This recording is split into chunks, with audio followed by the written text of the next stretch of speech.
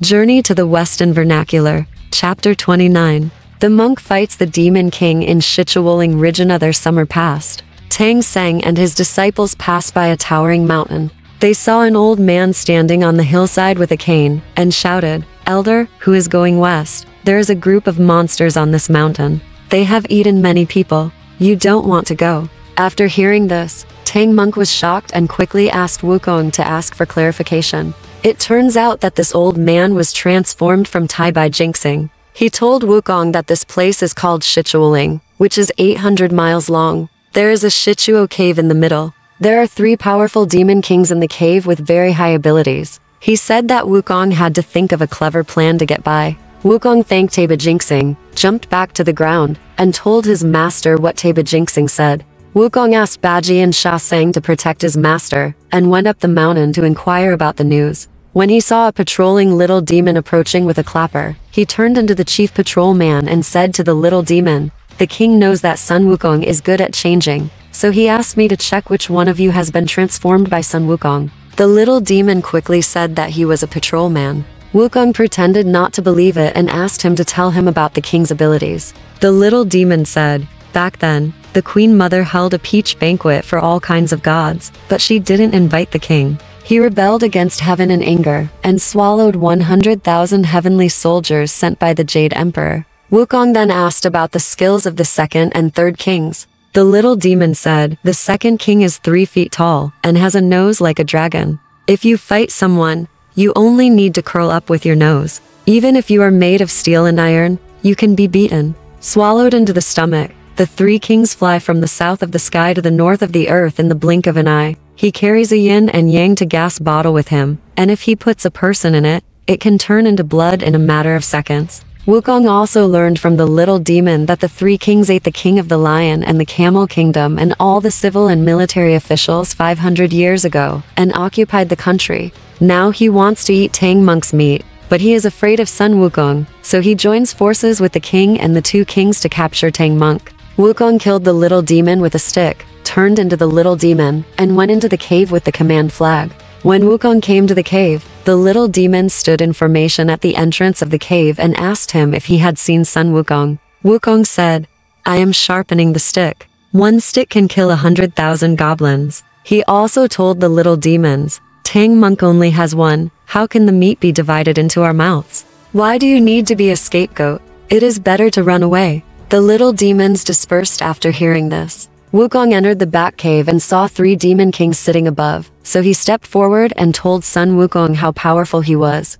A leader came in and reported that all the little demons outside the cave had escaped. The old demon quickly sent an order to close the front and rear cave doors. Wukong said, "If you close the cave door, he will turn into a fly and fly in." Wukong plucked out his hair and turned into a golden-headed fly, flying towards the old demon's face. The old demon turned pale when he saw it, and hurriedly asked the little demon to beat him. When Wukong saw this scene, he couldn't help laughing and showed his monkey face, which was discovered by the 3 kings. The 3 kings quickly grabbed Wukong and ordered the little demon to take out a rope to tie Wukong up, and took out the yin and yang gas bottle to suck Wukong into the bottle. The little demon picked up the rope on Wukong and wanted to throw him into the bottle. Wukong, an expert in martial arts, was brave and did not struggle. He wanted to see how powerful this yin-yang 2 gas bottle was. As soon as Wukong was lifted to the mouth of the bottle, he was sucked in. The 3 kings capped the bottle and put a seal on it.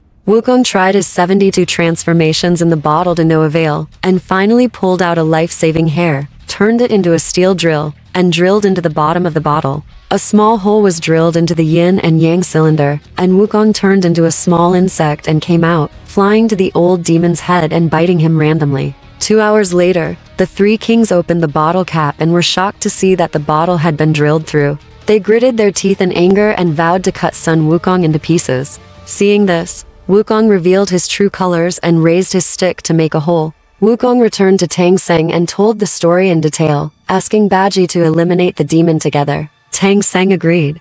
Wukong and Bajie came to the cave to ask for a fight, and the old demon came out to fight in person. The 2 parties agreed that 1 would be 1-to-1, and no helpers would be allowed. The old demon raised his sword and struck, but Wukong didn't fight back, allowing the old demon to chop several times without getting hurt at all. The old demon became anxious, raised the knife with both hands and cut Wukong in half with a sound. Unexpectedly, Wukong's body that was divided into two parts rolled on the spot and turned into two. As long as Wukong can combine one with the old demon's Qi Dao, he will let Wukong hit him with a stick. Unexpectedly, Wukong hugged the two bodies and transformed into one, holding up the golden cudgel and hitting the old demon. The old demon knew that his iron rod was powerful, so he hurriedly raised his knife to greet him. The two fought for more than 20 rounds with no outcome in sight, and Bajie couldn't help but step forward to help. When the old demon saw it, he knew that he couldn't beat him. He pressed his cloud head and landed in front of the slope. He opened his big mouth and waited for Bajie to catch up. When Bajie saw it, he hurriedly hid in the grass. Wukong came over and landed in the old demon's mouth and was swallowed by the old demon. The old demon returned to the cave triumphantly. When the three kings heard that he had eaten Wukong, they were shocked and said, "You can't eat it." Before he finished speaking, Wukong shook his power in the old demon's belly. He first performed a set of monkey fists, then some somersaults, and then grabbed his heart and hit the swing. The old demon screamed in pain, fell to the ground. The old demon had no choice but to beg for mercy and agreed to send Tang Monk across the mountain in a sedan. Only then did Wukong ask the old demon to open his mouth and let him out. Unexpectedly, when the old demon waited for Wukong to crawl out from his throat, he bit hard, and there was a chuck sound, and the old demon's front teeth were knocked out. It turns out that the old demon bit Wukong's golden cudgel. Wukong withdrew the iron rod and punched and kicked the old demon in the stomach. The three kings said it was disgraceful for Wukong to win like this. Wukong couldn't stand the excitement, so he pulled out a piece of hair and turned it into a rope, tied one end to the old demon's liver, took the other end in his hand, drilled it out from his nostril, and started fighting with the three kings. Wukong couldn't beat the three of them, so he pulled the rope. The demon king was in unbearable pain and had to jump up and down and tumble along with the rope. He fell to death. When the second and third kings saw it, they were so frightened that they knelt on the ground and begged Wukong to spare the king. "I vowed to send Tang Monk across the mountain." When Wukong saw that what they said didn't sound like lies, he took back his hair, and the old demon's liver pain stopped immediately. Wukong returned to Tang Monk and told him that he had subdued the monster and would pick him up in a sedan chair soon. Just as he was talking, a little demon came to the intersection and asked Wukong to go out and fight the two kings. Bajie wanted to go but was afraid of being caught, so he asked Wukong to tie a rope around his waist to pull him back once he was defeated. Bajie and the two demon kings only fought for a few rounds in front of the slope, and then asked Wukong to pull the rope. Wukong thought he was lazy, so he threw the rope out. Unexpectedly, Bajie tripped over the rope and was swept away by the two kings with their noses. Tang Monk blamed Wukong for throwing away the rope for disregarding brotherhood, so Wukong had no choice but to save his junior brother. After Bajie was caught in the cave, the monster tied his limbs together and threw him into the pond in the back cave. At this time, Wukong turned into a small insect and flew into the hole. After the little demon left, he revealed his true form. He used the golden hoop to lift Bajie ashore and untied the rope. Then Wukong opened the way in front. Bajie followed behind, and the two of them walked out of the cave while fighting. They fought outside the cave. When the two kings found out, they immediately chased after him with their guns, stretched out their long noses and wrapped them around Wukong's waist. Wukong made the iron rod in his hand thinner and longer and thrust it into the two kings' nostrils. The second king felt pain and itching, so he let go of his nose. Wukong took the opportunity to grab the long nose, like a mourning cow, and pulled it away. The two kings were beaten up by Bajie and pulled in front of Tang Monk. The monster knelt on the ground and begged Tang Monk for his life, and vowed to send Tang Monk across the mountain in an 8-carriage sedan. Tang Seng was soft-hearted and let him go. The two kings returned to the cave and explained what had happened, and discussed with the king to prepare the sedan chair. The three kings came up with a plan to lure the tiger away from the mountain. They selected 16 little demons and said they would carry Tang Monk to the Lion and Camel City. After everything was arranged, the monsters came to pick up Tang Monk in a sedan chair. Tang Seng got on the sedan happily, followed closely by Bajie and Sha Seng, and Wukong opened the way in front. The three demon kings walked beside the sedan chair, accompanying it. 5 days later, they arrived outside Shichuo City. Wukong opened his fiery eyes and took a look, secretly screaming in his heart. When the three kings saw Wukong's flaw, they raised Fang Tian's painted halberd and struck him. Wukong, Bajie, and Drifting each blocked a demon king, and the fight was inextricable. 16 little demons took advantage of the melee, snatched the luggage, carried Tang Monk on a white horse, and ran into the city. It was getting dark. Bajie was accidentally bitten by the old demon and thrown into the city. The little demons immediately tied him up. Seeing that the situation was not good, Shaseng panicked and was caught by the noses of the two kings, also thrown into town. So the three monsters came to fight Wukong together.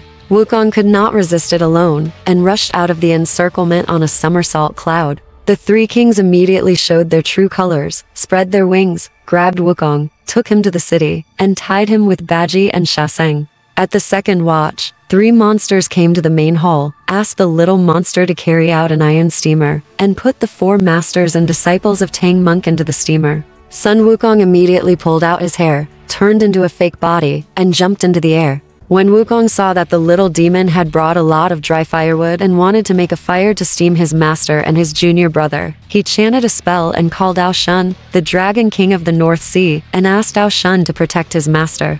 Ao Shun immediately blew a breath of cold air under the pot and circled around the stove. No matter how brightly the little demons burned, the bottom of the pot was always cold. Wukong flicked some sleepy bugs onto the faces of the little demons who were lighting the fire and guarding them. After they fell asleep, he jumped off the clouds, quietly came to the steamer, opened the lid, and rescued Master, Bajie and Shaseng, and then he walked lightly to the Golden Palace, found the weapon, took his luggage, took the white horse, and walked out. Before they left the palace, the three demon kings woke up and found that they had escaped, so they chased them with their little demons. Tang Monk was so frightened that he became weak and was caught by the old demon.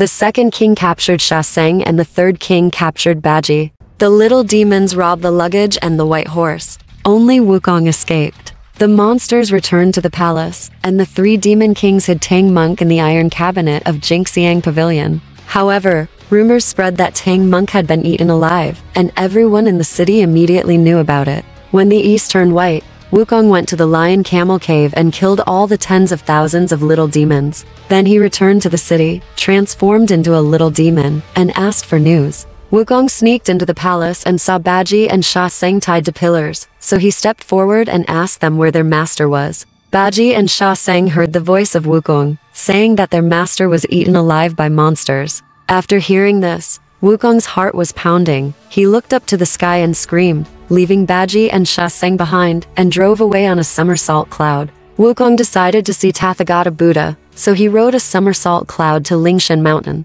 When he saw the Buddha, he fell down and worshipped, explaining his intention. After hearing this, the Buddha asked about the origins of the three monsters. Unexpectedly, he found out that the three kings were relatives of Tathagata. Then he called two bodhisattvas, Manjusri and Samandabhadra, to come down to earth to catch the monsters together. Tathagata Buddha took Manjusri, Samandabhadra and Wukong to the sky above Shichuo City in colorful auspicious clouds. Tathagata asked Wukong to go to fight and lure the monsters out. Wukong obeyed the order and went directly to the city to curse. After a while, he lured the three monster kings out. Wukong alone was no match for the three monsters. After a few rounds, he escaped on a cloud. The three monsters were chasing after him, but Wukong ducked and hid behind the Buddha. The 500 arhats and 3,000 revelations brought by the Tathagata surrounded the three monsters. Manjusri and Samandabhadra recited incantations, and the old demon and the two kings rolled in the clouds, and each of them showed their true colors.